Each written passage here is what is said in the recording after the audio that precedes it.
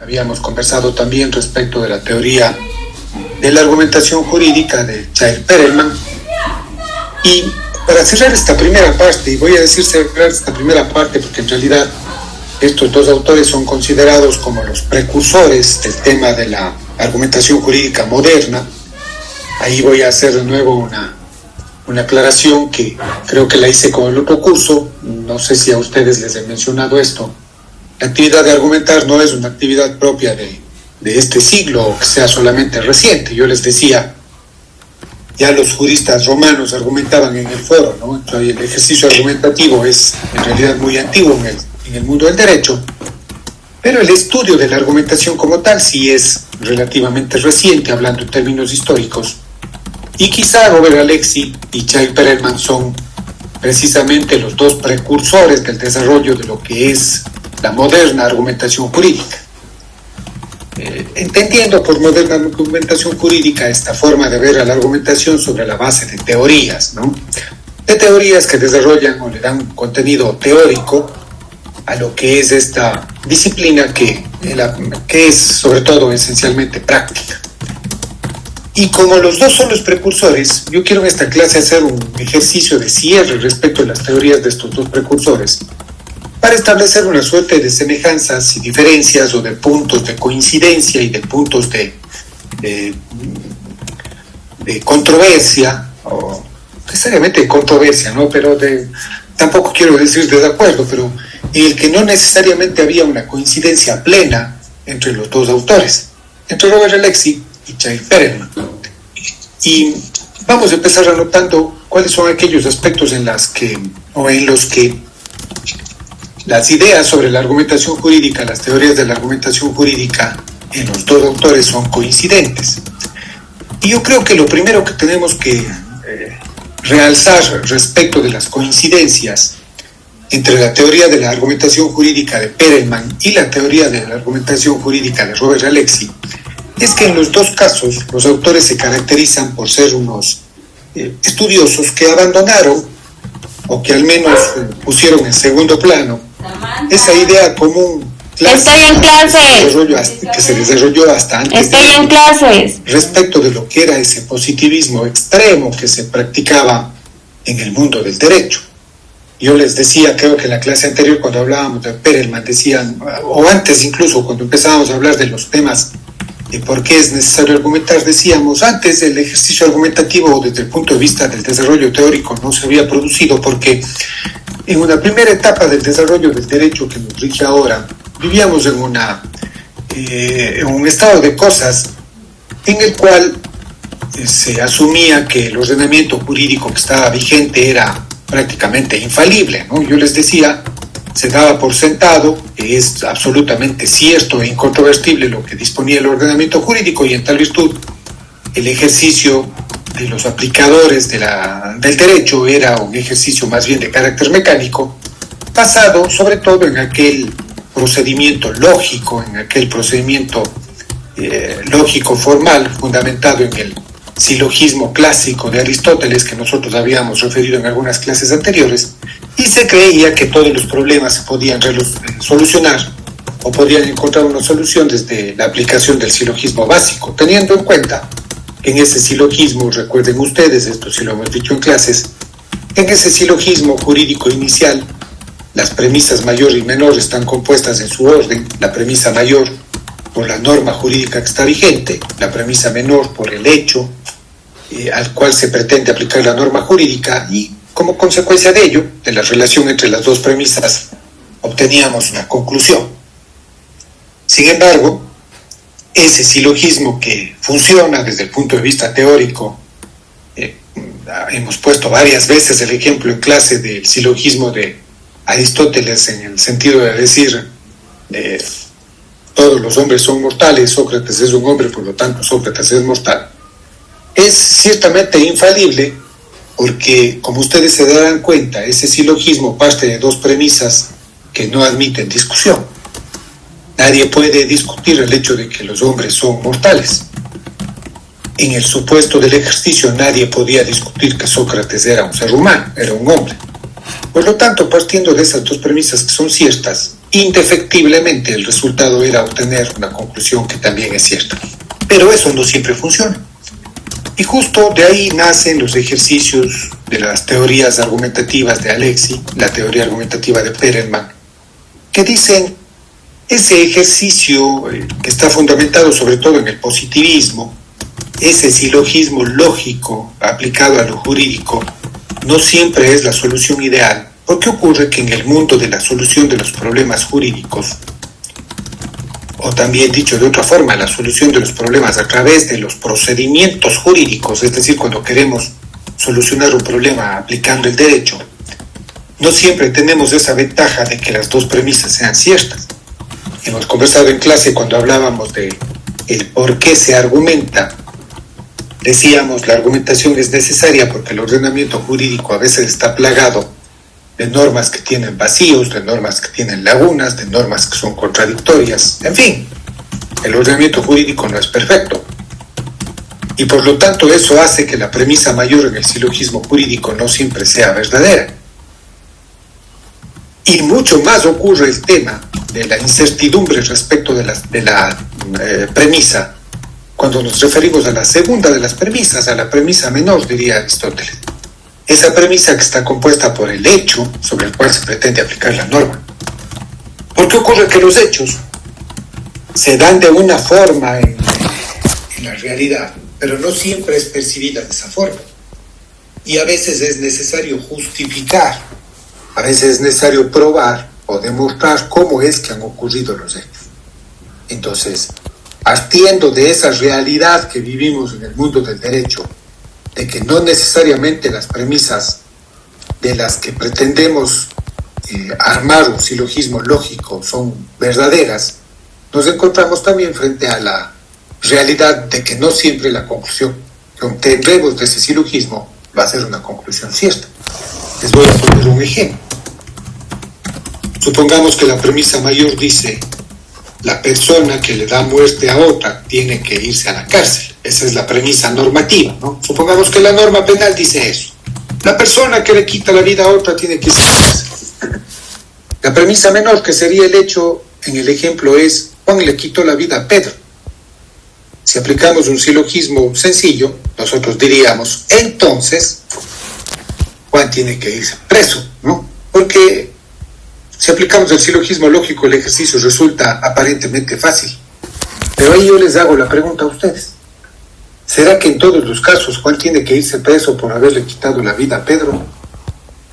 Y ahí en el derecho nos damos cuenta que no siempre es posible resolver estos problemas a través de la aplicación mecánica de la norma. Porque puede ser que Juan le haya quitado la vida a Pedro de forma inintencional. Es posible que Juan le haya quitado la vida a Pedro accidentalmente. Es posible que Juan le haya quitado la vida a Pedro siendo que no tenía conciencia de lo que hacía. Juan es inimputable, Juan estaba bajo el efecto de sustancias psicotrópicas, Juan fue forzado a realizar el acto. En fin, pueden haber una serie de circunstancias que hacen que ya el silogismo jurídico no sea aplicable de la forma simple en la que originalmente está planteado, ¿no? Y partiendo de eso, precisamente, Perelman y Alexis dicen: no siempre la aplicación del silogismo lógico permite la solución de los problemas jurídicos, y por ello es que los dos coinciden en alejarse, o más que alejarse, diría yo, en dar un paso hacia adelante, en lograr una suerte de superación del silogismo lógico. Ellos coinciden en que este proceso deductivo es necesario que se realice. Esta relación que hacemos entre las premisas es necesario siempre que se realice.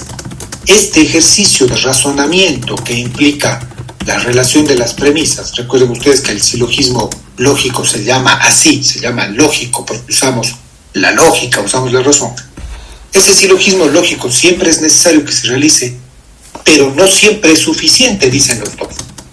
Porque como hemos demostrado con el ejemplo, hay ocasiones en las cuales la aplicación simple de ese silogismo lógico, sin más, no permite resolver el problema. O, claro, habrán algunos que dicen, todavía hay gente que es sumamente positivista desde el punto de vista del derecho, ¿no? Algunos dirán,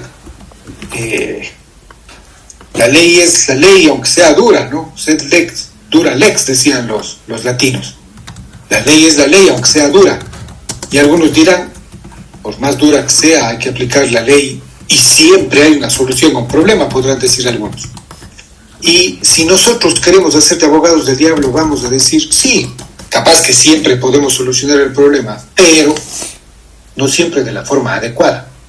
Recuerden ustedes que lo que en el mundo del derecho moderno sobre todo, y yo diría en el Ecuador actual y en los sistemas jurídicos contemporáneos de casi todo el mundo, en el que prima esta idea de la supremacía y la plena vigencia de los derechos individuales, más bien la respuesta debe ser la solución que encontramos tiene que ser siempre la adecuada. No necesariamente debemos solo buscar la solución, porque es posible que aplicando el silogismo lógico siempre haya solución, pero quizá no siempre esa solución es la más adecuada, quizá no siempre esa solución es la más justa, y justo es lo que observaron Alexis y Chaim Perelman cuando dijeron es necesario, además del silogismo lógico, que siempre es necesario aplicarlo, el ejercicio argumentativo es ante todo un ejercicio lógico que se basa en silogismos, pero no siempre es solo esa la herramienta que debemos utilizar.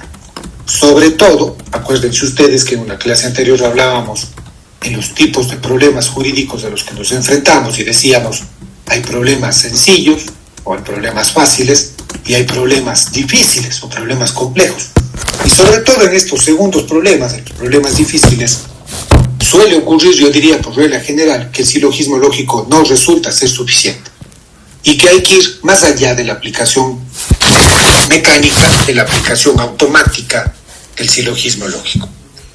Y por eso la segunda coincidencia entre estos dos autores, entre Perelman y Alexis, es que los dos dicen el ejercicio argumentativo, que está basado en una parte en la lógica, en el silogismo lógico, porque recuerden ustedes, siempre es necesario utilizar esta relación razonada entre los argumentos, debe sobre todo tener un carácter práctico, es decir, no debemos buscar solamente el ser de la norma, y ahí insisto en lo que les decía hace un momento, capaz que la norma siempre tiene una solución, pero no siempre la más adecuada.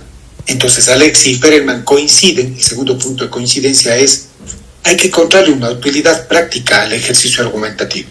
Si se argumenta, debe ser para darle una utilidad en los hechos, porque de nada nos sirve, dicen Perelman y Alexis, que desarrollemos todo un ejercicio argumentativo, de que utilicemos las técnicas de la argumentación, si eso no nos va a permitir resolver el problema en la práctica. Claro, también ocurre que en el mundo del derecho, a veces los jueces dictan sentencias que aparentemente resuelven el problema, pero que son inejecutables. En algún momento les pondré un ejemplo de sentencias inejecutables. Ahí, si ustedes me hacen acuerdo en la siguiente clase presencial, háganme acuerdo de este tema y les voy a comentar un caso práctico que a nosotros en la oficina en la que yo trabajo nos tocó vivir, en la que un tribunal de la ciudad de Quito en un tema contencioso administrativo dictó una sentencia. Les voy a preguntar a ustedes antes de decirles qué pasó. ¿Cuáles son los resultados posibles en el fútbol, por ejemplo? Se puede ganar, perder o empatar, ¿no es cierto? Y estos jueces, aplicando esa teoría, nos hicieron empatar a las partes. Los dos ganamos y los dos dictaron una sentencia que es inejecutable. Y que desde el punto de vista formal, la sentencia aparentemente resuelve el problema. Tiene un largo ejercicio argumentativo, pero no tiene una aplicación práctica, porque lo que resolvieron los jueces no permite resolver el problema ni del uno ni del otro, que fueron partes en el proceso. Entonces, coinciden Alexis y Perelman diciendo, el ejercicio argumentativo tiene que tener una finalidad práctica. Y esa finalidad práctica, aquí va el tercer punto de encuentro entre Alexis y Perelman. Esa finalidad práctica debe verse materializada en una realidad de que la justicia sea el resultado de la argumentación. El derecho no tiene una intención, dirán los dos, de ser simplemente normas que están vigentes, porque si fueran simplemente un conjunto de normas que están vigentes, capaz que tenemos un conjunto de códigos con miles de normas vigentes, pero que en realidad son normas carentes de sentido, son normas vacías en cuanto a su esencia, porque Alex y Perelman dicen la esencia de la argumentación es la justicia, y solamente podremos decir que la solución que se obtiene del ejercicio argumentativo ha sido exitosa en la práctica cuando se ha logrado una noción de justicia. Yo estoy usando un término general aquí para hablar de justicia. Perelman, en la clase anterior un poco yo les comentaba esto, hablaba de la solución aceptable para la mayoría, ¿no? Una solución que sea generalmente aceptable, decía él. Eso es lo que debemos buscar por la argumentación. Pero cuando hablamos de que la solución sea generalmente aceptable, estamos hablando en el fondo de una noción de justicia. Cuando una sentencia es buena, y haciendo prácticos, cuando las dos partes encuentran que, sin importar si ganan o pierdan, encuentran que se ha hecho justicia, que de cierta forma se ha dado a cada uno lo que corresponde, que es uno de los principios básicos del derecho, ¿no? Entonces, Alex y Perelman dicen ese ejercicio argumentativo que debe utilizar más allá de solamente el razonamiento lógico. Voy a hacer ahora una idea que contiene los 3 puntos de coincidencia, ¿no? Entonces, Alex y Perelman dicen ese ejercicio argumentativo que utiliza el silogismo lógico, pero que lo supera, porque no solamente se queda en él, sino que va más allá de la aplicación mecánica o automática del silogismo lógico, debe tener una finalidad práctica, es decir, debe permitirme en los hechos resolver solamente adecuadamente resuelto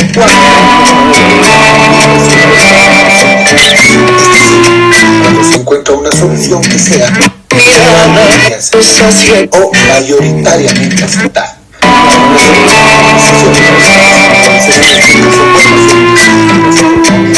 Ya tienen razón. Entonces aquí querría decir que todos la acepten. Que sea mayoritariamente aceptada. Entonces el ejercicio argumentativo habrá sido efectivo cuando la solución que encontremos en la práctica, que sea aplicable en la práctica, sea mayoritariamente aceptada por el grupo social en su conjunto, porque a la larga el derecho está vigente para resolver los problemas sociales. Les ruego me den 10 segundos, voy a prender las luces nada más que empezó a oscurecer. Ya.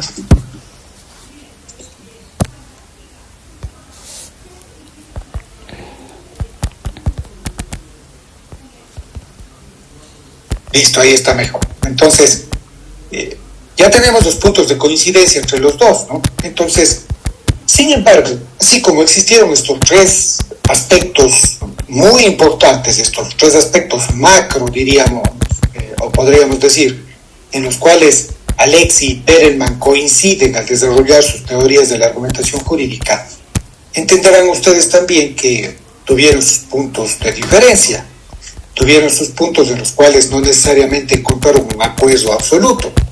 Precisamente por ello es que se consideran a las dos teorías como teorías distintas. No necesariamente la teoría de la argumentación jurídica de Alexi es la misma de la teoría de la argumentación jurídica de Perelman. ¿Por qué? Porque tuvieron también sus diferencias al momento de desarrollar la teoría de la argumentación jurídica como tal. Y yo empezaría haciendo una diferencia respecto del elemento clave respecto del cual se desarrolló cada una de las teorías. ¿Cuál es ese elemento clave o ese elemento más importante, el corazón de la teoría de la argumentación jurídica de Alexi?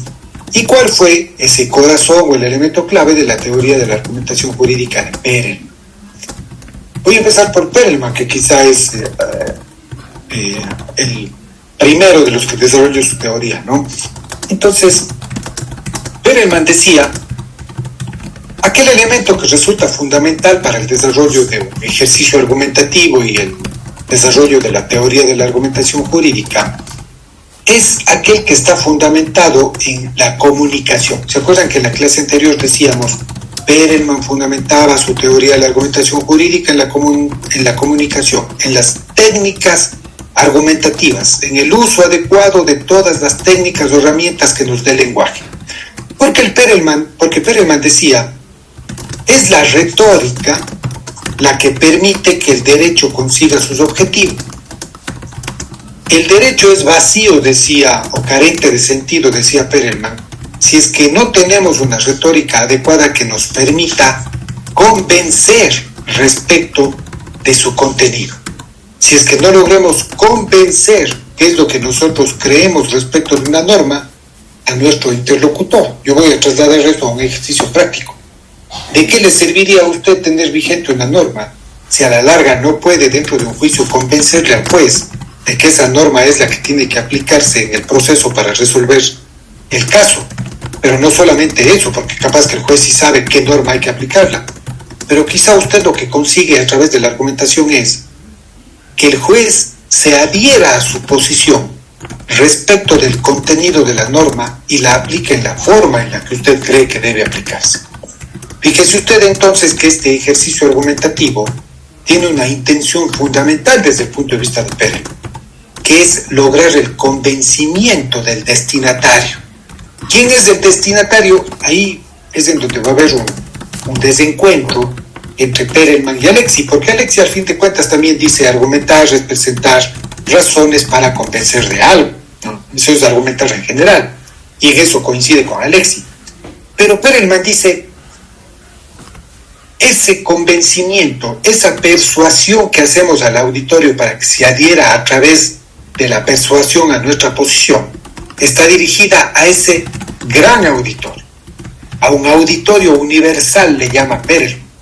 Por eso Perelman decía que el ejercicio argumentativo es efectivo cuando se logra convencer a la generalidad de las personas, cuando la solución es generalmente aceptable. Nosotros hemos hecho aquí la acotación diciendo al menos que sea mayoritariamente aceptable. Por lo tanto, es a ese gran auditorio al que usted dirige su discurso. En cambio, Alexi dice, no, hay que tener en cuenta que el ejercicio de la argumentación en lo jurídico, como está cargado de un componente práctico, y hay que tener en cuenta que el derecho es un caso especial de discurso. ¿Se acuerdan ustedes que cuando hablábamos de Alexi decíamos, Alexi dice que el discurso jurídico es un discurso especial porque está cargado de un elemento que no tiene el discurso moral general o el discurso ético general, y es que en lo jurídico hay un marco normativo que se constituye una suerte de límite dentro del cual usted puede argumentar. Usted jurídicamente de nada le sirve que se mande un alegato, o que escriba una demanda, o que presente un alegato oral en una audiencia que sea una verdadera obra de arte desde lo literario. Yo les decía esto en la clase a ustedes o al otro curso, eso no lo recuerdo. Les decía, de nada le sirve que usted se haga un alegato que sea literariamente brillante, literariamente hermoso, merecedor de un premio, si al fin de cuentas no tiene nada de juridicidad, no se apega a lo que el ordenamiento jurídico señala. Entonces, ese discurso tiene que convencer, dice Alexi, no necesariamente al gran auditorio. Ese discurso, como es jurídico y lo que pretende es resolver problemas jurídicos, que son problemas especiales, tiene que estar fundamentalmente dirigido para convencer a los actores jurídicos, al juez, a su contraparte, al fiscal, al perito, al testigo, en fin, a quienes son parte de ese quehacer jurídico, ¿no? Entonces, primer concepto clave o primer elemento clave de cada uno de ellos. Segundo,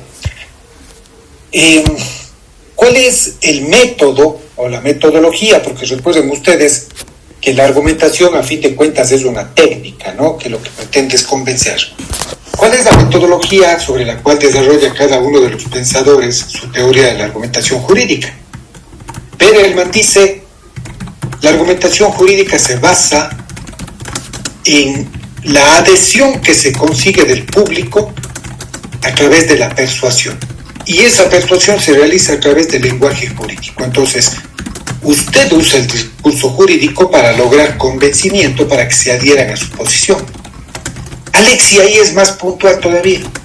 Y Alexi critica esta posición de Perelman y dice, repitiendo lo que les decía hace un rato, no está dirigido esto al gran público, ¿no? A la generalidad del público. Hay que tener en cuenta que como este discurso es ante todo jurídico y está condicionado por las normas jurídicas, tiene que basarse en reglas y tiene que basarse en las normas que están vigentes para que de esa forma se garantice la racionalidad del discurso jurídico. ¿Y qué es lo que quiere decir Alexis cuando habla de la racionalidad del discurso jurídico? Lo que Alexis nos quiere decir cuando habla de la racionalidad del discurso jurídico es lo que yo les decía hace un momento. De nada sirve un discurso brillante desde el punto de vista de las palabras si desde lo jurídico carece de contenido, si es que desde lo jurídico carece de... es un discurso vacío. Por lo tanto, dice Alexis, claro, el enfoque jurídico, las reglas en las que se fundamenta ese discurso, las reglas que están vigentes, las reglas en las que se basa ese discurso, garantizan la racionalidad de ese discurso, dirá Robert Alexis. ¿Sí? Por ello es que la principal herramienta de la que se sirve Robert Alexis para desarrollar la teoría de la argumentación jurídica son las reglas y los principios. Ya hablamos en una clase anterior de cómo se solucionan, según Alexis, los conflictos de las reglas, cómo se solucionan los conflictos entre los principios. Pero a la larga lo que vamos a decir es aquello que forma parte del ordenamiento jurídico es aquella herramienta fundamental con la que se trabaja desde el punto de vista de Alexis. En cambio, desde el punto de vista de Perelman, más bien el uso de las herramientas lingüísticas, a veces incluso el uso de lugares comunes, el Topoi le llamará Perelman a este tema, el uso de las técnicas de persuasión en general, no necesariamente jurídicas, sirven para conseguir la adhesión, para un poco moldear la voluntad del receptor del discurso, ¿no? Y finalmente, la diferencia más importante quizá que se produce entre las teorías de la argumentación jurídica de Robert Alexis y la teoría de la argumentación jurídica de Chaim Perelman es qué es el derecho para cada uno de ellos. Para Robert Alexis, el derecho es un conjunto de normas, pero que está vinculado estrechamente con la moral. Es más, dice Alexis, hay una necesaria vinculación entre el derecho y la moral, de tal suerte que las normas, al estar atadas a lo moral, lo que pretenden es soluciones correctas. Alexis dice que las reglas y los principios lo que buscan es darle soluciones correctas o infalibles, si ustedes quieren, a los problemas jurídicos. En cambio, Perelman dice, el derecho más bien está vinculado con la psicología del auditorio, con la naturaleza del auditorio al que se dirige el discurso jurídico. Por eso lo importante no necesariamente es la corrección de la solución, es decir, Perelman no necesariamente busca una solución correcta, Perelman sobre todo busca una solución que sea aceptable. Y esta quizá es la diferencia más importante entre los dos. ¿Sí? Con esto hemos cerrado esta primera parte de lo que es las dos principales teorías precursoras de la argumentación jurídica. En la siguiente clase yo me voy a enfocar en hablar de la teoría de la argumentación jurídica de Manuel Atienza, que quizá es el pensador contemporáneo vivo todavía, al que más se le sigue en el derecho nuestro, el derecho latinoamericano, hispanoamericano, iberoamericano, si ustedes quieren. Y esto es lo que dice Manuel Atienza al respecto de la argumentación. Y con la teoría de la argumentación jurídica de Atienza cerraremos esa parte teórica para empezar a hacer ya un ejercicio práctico de litigación oral con ustedes hasta la finalización del ciclo en que haremos la simulación de la audiencia como ejercicio final. ¿Sí? ¿Alguna pregunta, chicos? Chicas, ¿alguna pregunta? Se vienen ya los exámenes interciclo. No tengo a la mano el horario. ¿Alguien de ustedes tiene el dato de qué día tenemos el examen? Buenas tardes, justamente. El día viernes tenemos. ¿Próximo viernes? Sí. Dígame, eso le queríamos... me iba a decir usted algo, por favor. Sí, justamente estábamos con la duda de cómo sería más o menos el tema del examen. Verán, repasen solamente lo que hemos visto en clase. No quiero que vayan a leerse los libros de Alexis ni de Perelman, porque son libros complejos en realidad. Repasen las ideas fundamentales que les he dado en clase respecto de Alexis, de Perelman, de esas clases iniciales en las que hablamos de qué es argumentar, por qué se argumenta, para qué se argumenta. Y sobre eso haremos una pruebita de opción múltiple muy simple, de unas 10 preguntitas de verdadero o falso el próximo viernes. No estén ustedes mayormente preocupados por la nota. Ya les dije yo a ustedes que a mí las calificaciones no me interesan demasiado, ¿sí? Les daré algunas preguntas que me permitirán ver que el mensaje les ha llegado fundamentalmente, ¿no? Que ustedes entiendan sobre todo qué es argumentar, cuál es el objeto de la argumentación, y un poquito cuál es la idea central de Alexi, un poquito cuál es la idea central de Perelman sobre la base de lo que hemos visto en estas 3 últimas clases, ¿ya? Lo que sí, tenemos que vernos entonces el próximo día viernes a las 5 de la tarde en la universidad. Ustedes lleven solamente esfero, yo les llevo las hojitas con los exámenes y desarrollamos la prueba ahí. Va a ser una prueba sencilla que la desarrollaremos en 20 minutos máximo, ¿ya? Gracias. Doctor, por favor. Una consulta que tengo yo. Las calificaciones sobre 25, ¿cómo haríamos con usted? Ustedes me entregaron un trabajo la otra vez. ¿Les recibí un trabajo a ustedes? ¿O fue al otro? Doctor, habíamos hecho la prueba el día que había faltado gente sobre justo esa clase. Ah, sí, chuta, ¿cómo les hago al resto? Verán, verán, vamos a hacer un ejercicio que me van a mandar ustedes, un sencillito vamos a hacer, ¿ya? Vamos a hacer un cuadrito sinóptico respecto de lo que hemos visto hoy en la clase. Quiero que anoten las principales coincidencias, solo las coincidencias, entre la teoría de la argumentación jurídica de Perelman y la teoría de la argumentación jurídica de Alexi.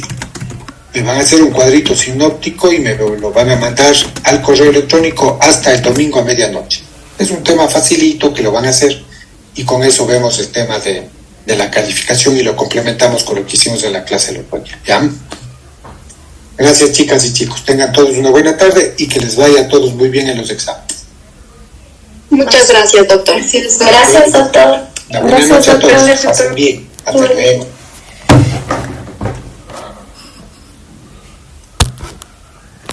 ¿Qué?